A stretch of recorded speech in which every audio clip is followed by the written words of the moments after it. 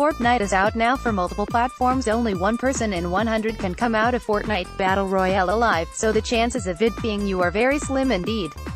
Whether it's a cheeky sniper, surprise shotgun ambush, or a craftily placed trap, there are dozens of ways to be Ed. But with a few handy tips and tricks, and a bit of luck, you might eventually find yourself victorious.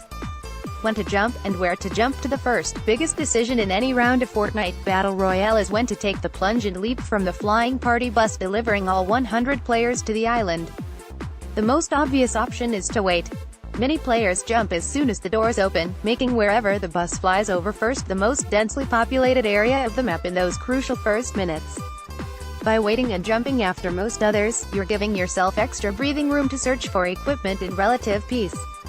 If you're going for this approach, landing in the smaller, unnamed settlements is much safer than landing in larger, named area. Places like Pleasant Park, Loot Lake, Dusty Depot and Tilted Towers almost always attract players. Often loot that's just as good, or even better, can be found in the smaller places fewer people explore. Alternatively, jumping with that first wave of players is also a viable choice. Cutting out the time running around alone in the map and getting straight into the fight is a great way to get quick practice in looting, combat and construction, all essential SS to learn.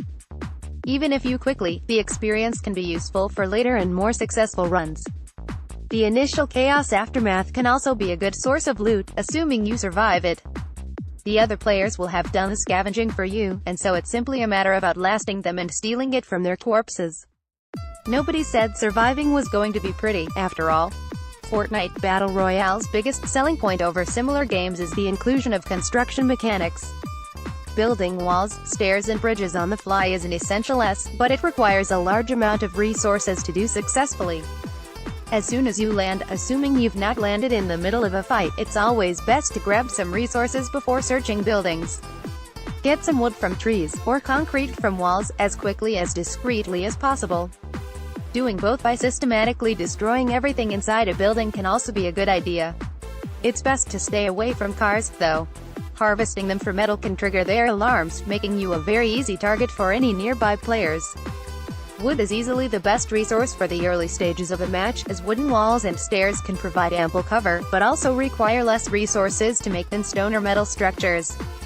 If you have teammates, use them while solo mode leaves you entirely on your own. Duo and squad give you partners to work with, and they can make or break your success. You can form parties with friends before entering matchmaking through the Fortnite Battle Royale main menu, which gives you a ready-made team of people you can easily communicate with, and with much less of the pressure a group of strangers can impose. If you're not able to get friends together, there are still things you can do to communicate across language and technological barriers, i.e. people who can't use microphones. Simply marking where you're headed on the map screen, sharing resources you don't need, making cover during firefights, and reviving your comrades when they've been knocked out are all things you can do to improve cooperation. Moving is noisy, and sprinting even more so.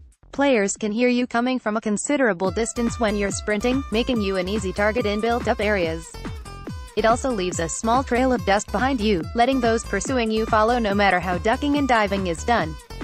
As there is no going prone in Fortnite compared to PlayerUnknown's Battlegrounds, long grass doesn't provide anywhere near enough cover to slowly sneak through a field, and so keeping moving is the best bet.